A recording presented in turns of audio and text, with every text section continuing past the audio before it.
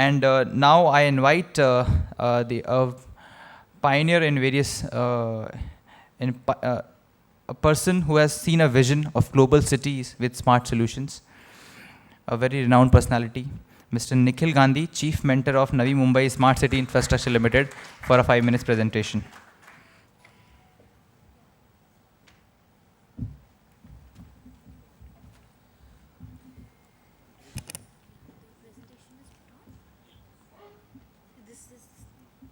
Mishra sir and all the senior colleagues here from the trade industry, the government departments. I'm Nikhil Gandhi. Just a few line introduction. We are the infrastructure pioneer in this country. Our company started our first private sector infrastructure project in 1990, almost a year and a half ahead of economic reforms introduced by then Finance Minister Dr. Manmohan Singh. We built India's first private sector seaport, to date largest private sector railway line, first expressway, first rail logistics, first special economic zone, and the largest naval shipbuilding and offshore engineering facilities. All of them, 5 of them in Gujarat and 1 in Maharashtra. Before I talk about the very few slides I want to show, in 2001, I've been to Korea. I was taken there by Morgan Stanley, a real estate investment trust managing director, and the biggest billionaire in the real estate segment in the world, called Jerry Hines from US. And this place called Songdo. Songdo was a marshy land, and it was a scary sight actually. There was 6 to 8 meters of filling, and he said, I'm going to make a smart city. What do you mean by smart city? And then he talked about what is that he's going to do. And 14 years later, when I went there, I could not believe. I was completely pleasantly shocked to see how $59 billion has gone into the development of Songdo, which I'll show you a few of the slides. And I was quite both very pleased and depressed. Pleased because what I saw, depressed because I thought, why can't India do something like this? Because we have no dearth of visionaries, we have no dearth of doers. Some of the Indians rule the roost in the in the world market. Some of the top corporations are controlled by the Indians, and then still we are far behind. The second such development I saw, that was way back in 1997, and again I went there after many, many years, Suzhou, which is south of Shanghai, which was developed jointly by the Chinese and Singaporean government company called Jurong Town. And these are the 2 examples, a real example of smart city. So my view may be slightly different than many other views here. Pardon me for that, and I would just like to take you through the slides.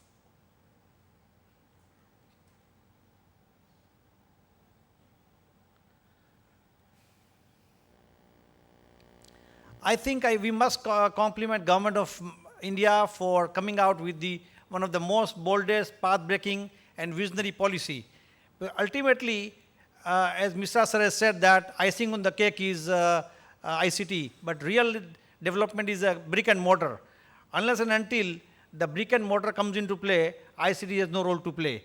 So this is one of the finest policy, and I think the government's developmental agenda can be made through by creating something new, greenfield preferably, because that's where you can attract a very large investment, you can generate a very large number of jobs, and also decongest the existing city. I am a migrant to this city.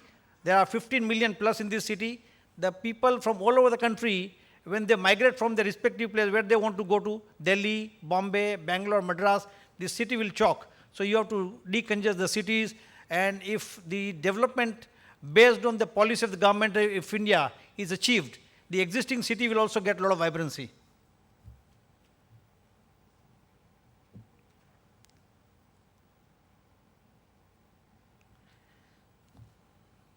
So this is, I think, this policy of the government of India, why I'm enamored with that after a long time, that this is the largest brick and mortar opportunity for Indian businesses and for the global investors. Somebody told me that I want to invest, I'm very fascinated with the smart city policy and concept. How do I invest? Where do I go to? So I had no answer, because we need to demonstrate that these are the 5 cities which are under construction or being developed or being launched. For example, today we heard for the first time that CITCO is going to launch their smart city. Maybe they will have an opportunity. This is one of the largest pension fund in the world, who is my investor. So they would love to invest, but they need a platform. Where do they invest? So this is, I think, the policy offers that opportunity.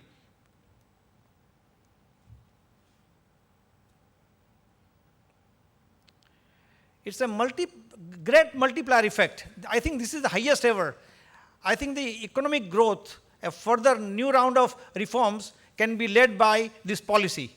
And I'm making a statement, though I'm not qualified to do so, but I think as a businessman and a successful businessman, I can see clearly that when you invest $1 in building the greenfield smart city, the user's investment, those who would build the hospital, school, residential, commercial, entertainment, and variety of things, those investment would worth about 15. So it's a 1:15 is a great ratio. Typically on a 1,000 acre of development, which I've seen in the world market, about $2 billion of direct investment is required. That means $30 billion of users investment would be required. So this is one policy or one department of the government, the Ministry of Urban Development or the Urban Development Department of the respective states. They can lead from the front the economic development in a big way using this policy. And in a few slides, next couple of slides later, I will just show you what is my thought about it. So I think it is important that the smart city concept, of course, you have to make the existing city vibrant, whatever you can improve upon, but the challenges are going to be immense because of the historic reasons. In the existing city, you can't uproot your electricity line or sewage line or water supply line. You don't even get a 1 foot of land to expand your road. Yet, there will be an opportunity to do some development here and there, and people will have an innovative mind to do so. But the real development would be on a greenfield, where your vision can be implemented in toto. If you give me a Picasso painting and you expect me to draw over that, I will only do disaster.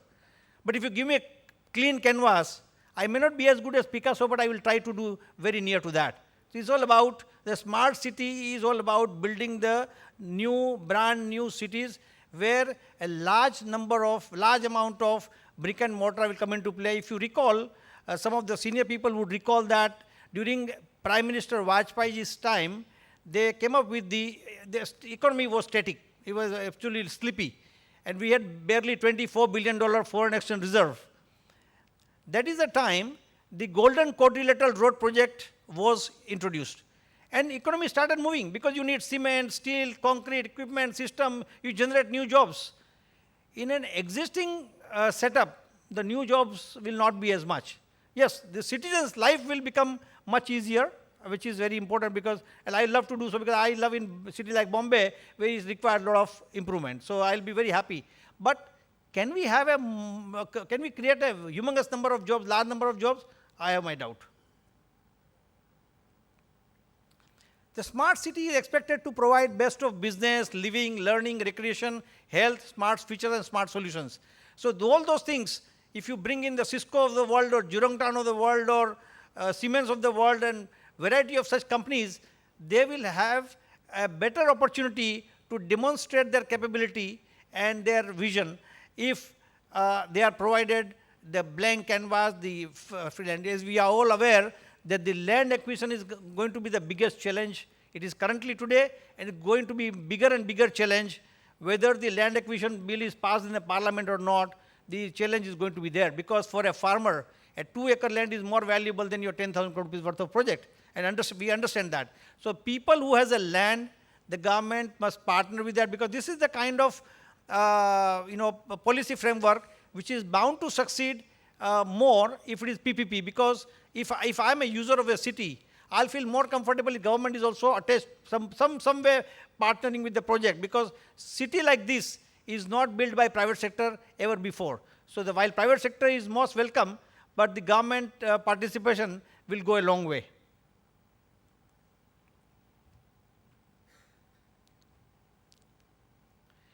As I said that we already covered that the development is possible, but significant development is not possible, and certainly you cannot create the large number of jobs. For a 1,000-acre development, which I have seen worldwide, and I have seen many, Tianjin, Santao, Suchao, Shenzhen, Songlo, Milton Keynes, and some more.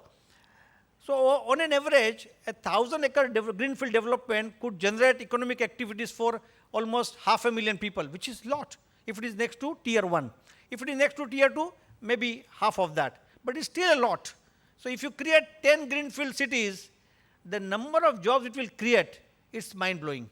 And this is the kind of policy I think whether you are a government or a private sector, we're looking for it. And this is a beautiful platform which is ready, and the building of such greenfield cities will create a tremendous economic activities.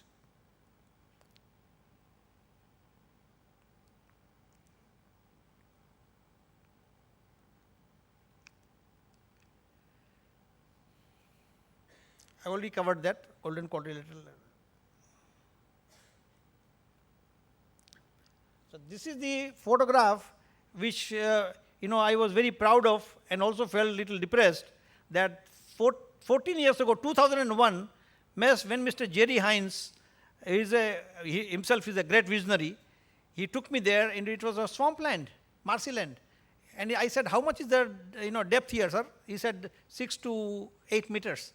6 to 8 meters, all your billions will disappear. And today, when I went there in 2014, I could not believe what was done in 14 years. If they can do it, we can do it as well.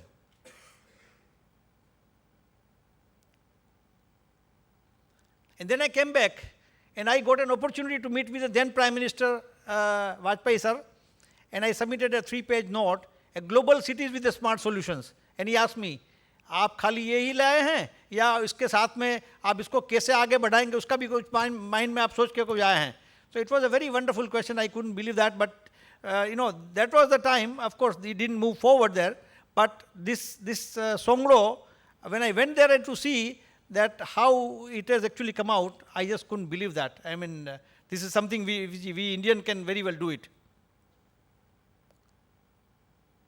Suchao is again a marshy land, and it was developed by it was a vision of late Lee Kuan Yew, by the way.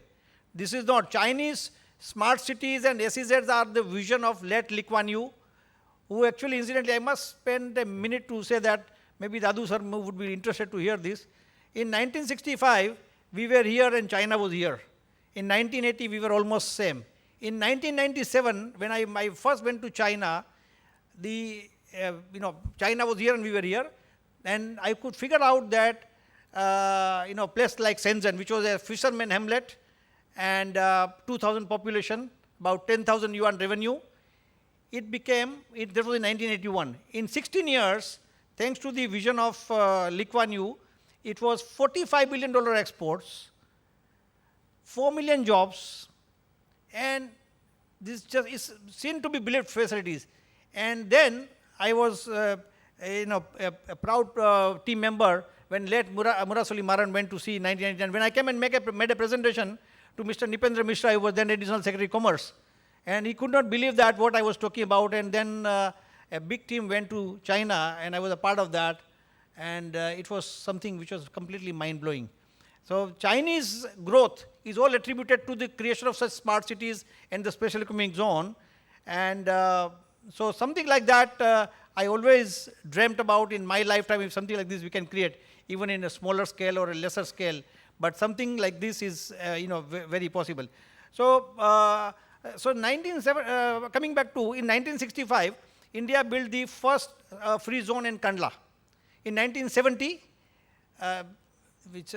we went to Singaporeans. Singaporeans came to us, Jurong town, to learn from our Kandla experience. 6 years later, 76, they came back to teach us how to do it better. And we were perhaps an arrogant regime then, and we said that how can a small city state can teach a full grown country like India? So we turned them back. That annoyed Mr. Lee Kuan Yew, late Lee Kuan Yew, and he was annoyed till such time he died. So he went to China, and in 79 he convinced Chinese that what is good for you, create an island of excellence, and where the business should be run by business, for business, by business like. And he sent Jurong town to support, and they built the two first, one SEZ and one smart city.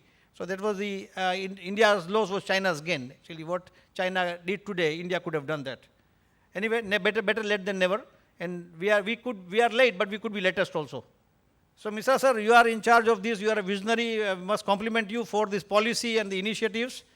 I think what is the government could do is to try and secure the people, whether it's a government agency or a private agency who has a land, and partner with them. Such PPP enterprise will go a long way. By the way, I am the most successful PPP company in the country. All my 7 projects, the government is a shareholder. To talk about railways, 50-50 joint venture. People wrote our obituary when the Ministry of Railways made a decision to invest 50% in a company. So the project which was built for 380 crores, they thought railway can never make money. I am proud to say in 11 years, this project is worth 3,800 crores. So 10 times in 11 years, how many projects in the country you can make money like that? So each of the project has been a stupendous story and a very big success story. So PPP is the way to go, which government may consider. I think such powerful vision and the policy can have the humongous impact on the economy. Thank you, sir. Thank you so much.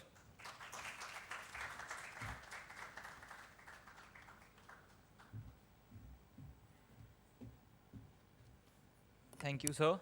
I request you to be on stage for a minute. So please be on stage for a minute. I would like to request Director IT to please present a memento to our industry expert, Mr. Nikhil Gandhi. Round of applause. Thank you very much, sir. Great pleasure. It's time to invite our special guest from the center, Mr. J.K. Dadu, Additional Secretary and Financial Advisor, Department of Commerce, Ministry of Commerce and Industry, Government of India, on stage for his special presentation. Mr. J.K. Dadu, a round of applause for him, please.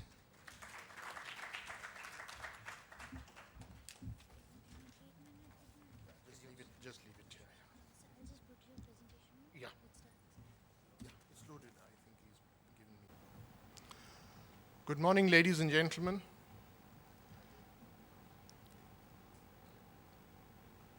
Without waiting for the remaining members of the audience to come back, let me start. I'll give you a perspective of IT and the Department of Commerce and leave the smart city concept to the next 3 sessions, which are going to devote completely to smart cities. As you know, China is considered as the world's factory, and India is considered as the world's office. From the perspective of commerce, we need to look at the role of IT and its impact on all business transactions, especially export transactions. Now, if you look at ICTE, it is a key enabler of development today and is globally accepted as a meta resource. E-readiness of India is possible through 4 new technologies, that is ubiquitous computing, perception engineering, high performance computing, and digital preservation. E-readiness is possible with these 4 new technologies in a very big way. The Government of India and the various state governments have driven the adoption of IT and IT-based products and services in a very big way. You're familiar with citizen-centric services, citizen identification through Aadhaar, public distribution system. In the healthcare, where you have a separate session going on, you have telemedicine, you have remote consultation, mobile clinics. In education, you have virtual classrooms. In financial services, you have mobile banking, payment gateways, and things like that. All this has led to creation of a huge IT infrastructure in this country. And if you take it forward, you have electronic passports, filing of income tax returns, property tax submissions, filing of returns in the Department of Corporate Affairs. So a large amount of government business today is transacted through a robust IT infrastructure. 23 out of the 27 mission mode projects have started delivery of services, You heard about the experience of the Maharashtra government through the Chief Minister. State-wide area networks, SWAN as it is called, and state data centers have started functioning in many states. In fact, 31 states and UTs have a SWAN system already implemented. And state data centers, I believe, are functional in 21 states. Once this gets completed for the entire country, it would be a great milestone to have been achieved in this field. Now, to give you some data about the kind of transactions which are going on in the IT framework, I understand 1 billion transactions, government transactions, have taken place this year. Gujarat has topped with 389 million of these transactions. And as I mentioned, 31 mission mode projects are being implemented by the state government and the central government.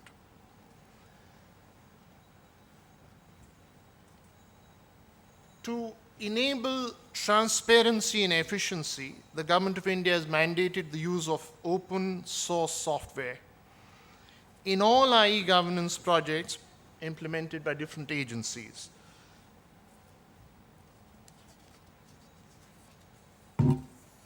Now, moving on to cyber security, a 24/7 national level computer emergency response team, and this has been done recently, some of you may not be aware about this, it's called CERT-IN. This will function as a nodal agency for coordination of all efforts for cybersecurity emergency response and crisis management.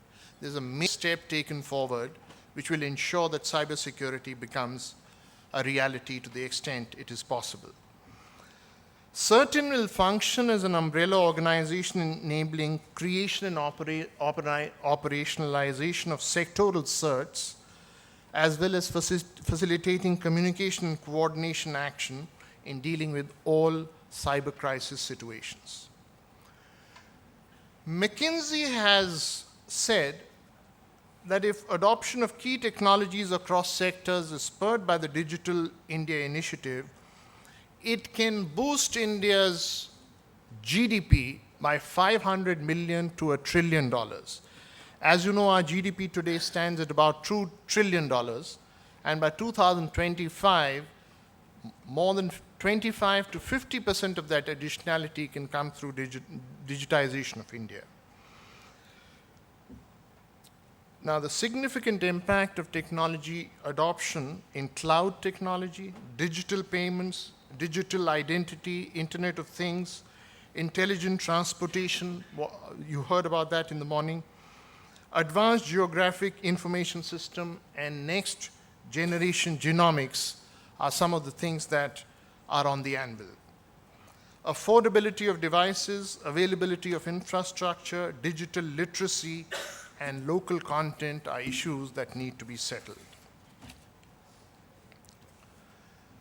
Now, if you look at the magnitude of the task before the Government of India, it is laying down 7 lakh kilometers of optic fiber network to connect all village panchayats by high-speed broadband services. This has to be done by 2017. The initial target was 2016. It's been extended by another year. Government has set a target to roll out OFC network for high-speed broadband services across 50,000 village panchayats. New hubs of information technology services are going to be created, and digital infrastructure of this kind will spur e-commerce, e-entertainment, and a host of other services. Department of Telecom has urged telecom service operators in the country to put nearly 6 lakh telecom towers on the GIS system for quick visual analysis and planning and managing the system.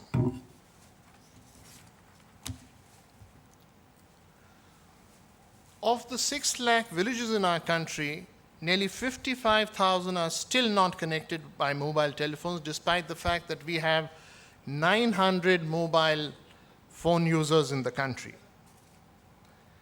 In September 2014, the cabinet approved spending of 5,300 crores to install nearly 6,600 telecom towers across 9,000 odd villages to boost the telecom network and along the national highways in the Northeast. Now, coming purely to the Department of Commerce, as Onkar mentioned in the morning, last year we achieved IT and ITES exports to the tune of nearly $98 billion.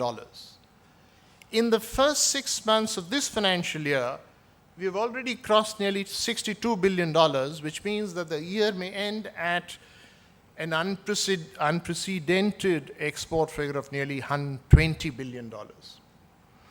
According to NASSCOM, IT industry is growing at about 12 to 14%, and both domestic and export figures should touch about $335 billion by 2020.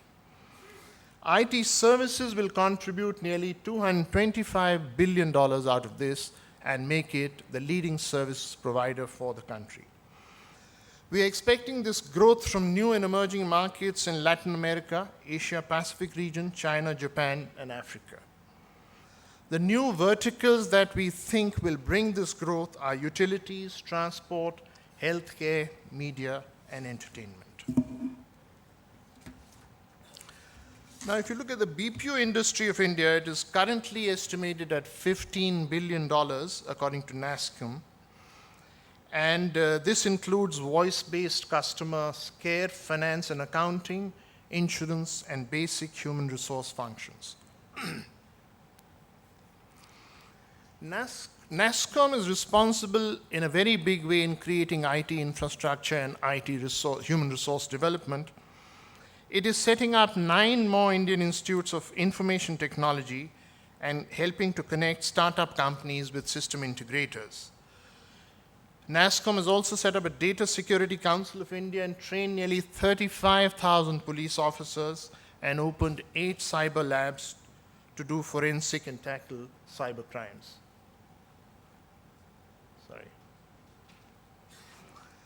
Gartner, which is a technology market researcher, has estimated that Indian financial service companies will spend more than 40,000 crores on IT and IT products this year, which would be an addition of nearly 13% over last year. General Electric Company is selling the next generation software platforms for airlines and power firms.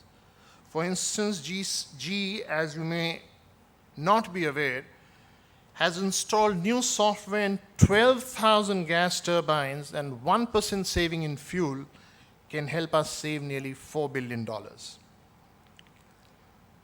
For those of you who are not familiar, India presents an opportunity of being one of the largest cable and satellite markets on a global basis. The IT sector has a major role to play in this. Moving on to public cloud market. Now, each of these segments which I'm talking about, you will hear in the next few sessions. I thought I'll give you a bird's eye view of the complete thing. The public cloud market in India is expected to touch $2.5 billion by 2015, according to IBM. And IBM is trying to harness the potential of the cloud computing by setting up a new Asia-Pacific cloud computing data center in Singapore. Cloud computing, as you know, has applications in healthcare systems, telecom, HR recruitment, and manufacturing. I come to my last slide. In the next 5 years, the increase in data flow, and mind you, these are estimates prepared by experts, will be 50 times more than what you have today. And the kind of infrastructure that would require to commensurate with that kind of challenge is going to be huge. So the public and the private sector has to get their hands together to ensure that this infrastructure comes into place. Just take the example of passports. India issues the 3rd largest number of passports every year, after China at 18 million and US at 14 million. We issue 12 million passports every year.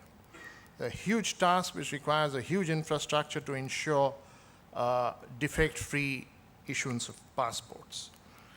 Now, you heard the CM of Maharashtra in the morning He spoke about 50 smart villages being created by Microsoft, 26,000 crores of investment by Citco, the first smart city in Navi Mumbai, several steps being taken for ease of doing business, 40 services coming under the fold of the digital facilitation, and 200 services by next year. Now imagine if one state is doing this, if all the 29 states and 9 union territories start doing this, this country will be transformed. Thank you very much. Thank you very much, sir. A round of applause for our guest from Center and co-program chair, Director IT, Government of Maharashtra. For 5 minutes presentation, I request Mr. Ashish Saxena, Product Head of ICICI Bank, for a banking presentation. A round of applause for him. And after that, we will move on to the Smart City Proposal and Vision session with Mr. D.S. Mishra.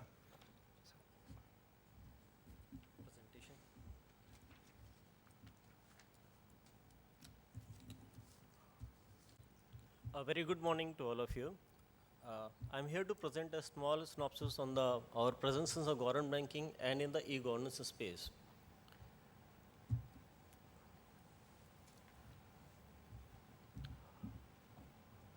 On a landscape, sir, we are the bankers to the various central ministries, be it the Ministry of Finance, Ministry of Civil Aviations, Ministry of Rural Development, e-freight, or Ministry of Corporate Affairs and all. On our presence in the Maharashtra, we already having 615 branches in Maharashtra, out of which 45% are in the rural area. That's a strength we have. We have 23 branches in the unbanked area. We have various cards like rural business card, Kisan card, agri loans and all. What we are there here today in Maharashtra, as say, we are the banker to the 25 corporations out of 26. We are there in the space of a local body tax collection or a property tax collections. We are there in NRHM. We are conducted the e-auctions of the sand guard auctions. We are there in the e-tendering space where we are powering the e-banking part in the tendering space. We are the payment solution to the Directorate of Industries as a customized solution what we have implemented over there. We we realize either the consumer is making a payment to the government or a government is making a payment to the consumer, various initiatives. So I'll take you some of the initiatives where we have gone beyond the traditional banking, implemented something which is linked to our e-governance point of view. First of which, if we take, which is a e-toll, it is a RFID based solution which we have implemented to collect the toll in an electronic form. So these are the prepaid card built in the RFID chip, which detects automatically when the car comes with the tag, whether it is with the RFID, yes or no. If it is valid, then it deducts, check the point. If it is invalid, it doesn't allow you. So if it is valid, it will not allow you to go forward. If it is valid, it will go through. At that time, actually, it speaks to the ETC Plaza server, whether at the back end, it speaks to the ETC Plaza server, whether it is valid or not. At the same time, it is able to speak to the server at our end, do the underlined accounting entry, pass on to the accounting entries to the government account. So if you see, the entire thing becomes automated. So we are able to bridge the gap between the ETC Plaza server versus the ETC Plaza server which has been created at a bank side.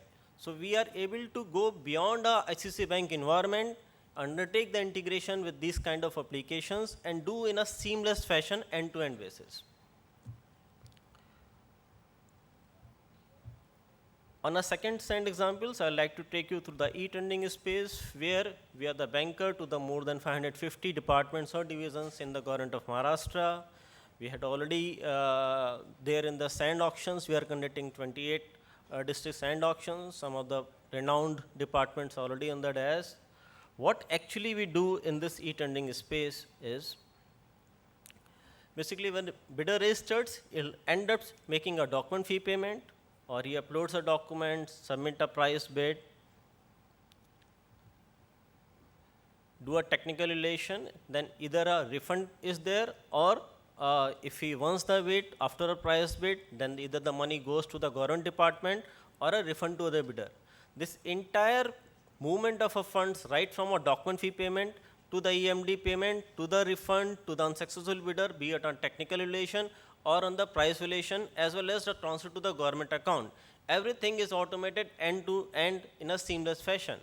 We have enabled not only the payment gateway, but as well as RTS NEFT, which gives a reach to all the 110,000 bank branches pan-India.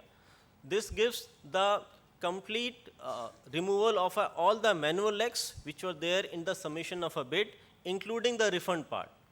So this is what, so underlying applications are several in nature. So we have integrated like with MCGM some different applications, there are Nextender, there are NIC, so different applications.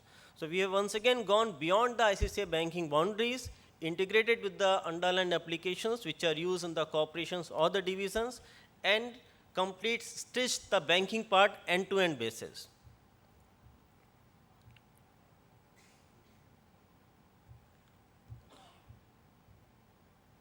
If you take another example of a local body tax collections, where be it a local body tax collection or a property tax or a water tax collections, which are there with the citizens, are able to generate a challan, then can go to any bank branch of ICICI Bank where they can pay the tax using the challan through check, DD or a cash, for example. At that time, we are doing a real-time validation with the underlying application of the corporation, figure out whether it is approved or not. So the corporation system takes the underlying decision. If they say yes, we collect the tax, we update back to the corporation system. At the same time, we give a receipt also to the citizen as a part of a proof of a delivery. The beauty of the application is that it is accessed across all bank branches pan-India, not only in Maharashtra. So a Pune guy can pay jolly well the property tax at any ICICI Bank branch sitting out of maybe Chennai or Agartala or Guwahati. So that's the kind of reach we are providing to the citizens there, and the accessibility where he can go and pay it out. At the same time, since we are doing a pre-validation, so there is no reconciliation legs involved in this piece.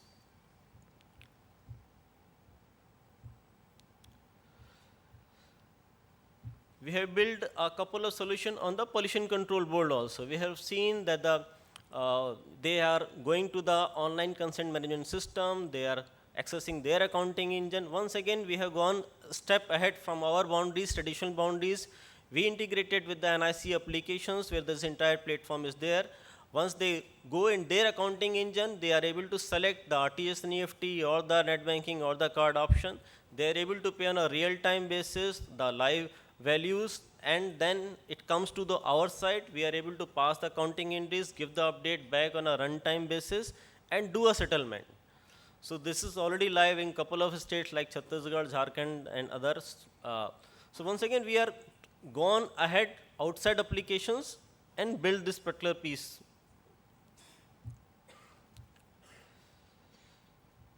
We have done small work on the project monitoring systems also, where we have seen the project appraisal systems are, these are the GIS based application basically. So when a project is undergoing, you can capture the GIS based photographs. This application is directly integrated with the NIC applications like Avasoft, where the officer can review what is the progress of the project. Accordingly, they can either approve or reject. Once they approve, the systems are in place where it can directly flow to ICICI Bank. Here it can approve the transaction, initiate the transaction. It will go to the beneficiary on a runtime basis, on a real-time basis. So these are some of the various projects which were already. I'm not going to all of them because of the time constraints. What we are attempting to do is go outside ICICI boundary, do a system-to-system integration, and bring the efficiency into the system as well as the reach. On an award recognition point of view, we already got awards in the retail side or social media sites or innovation sites. We are one of the best financial inclusion initiative in FY 2013. We like to work with the governments, and it's our endeavor to work in such a fashion that we are able to go outside the traditional boundaries, put a e-governance place inside the application which is used by the government and do the banking integration end-to-end basis in a seamless fashion. Thank you very much.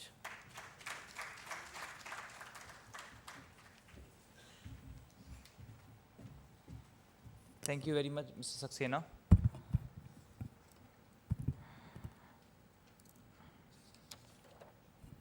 I request you to please come back on stage.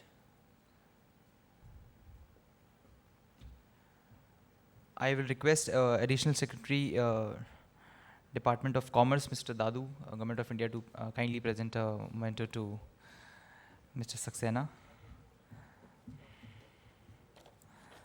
A round of applause for Mr. Saxena and the ICICI Bank.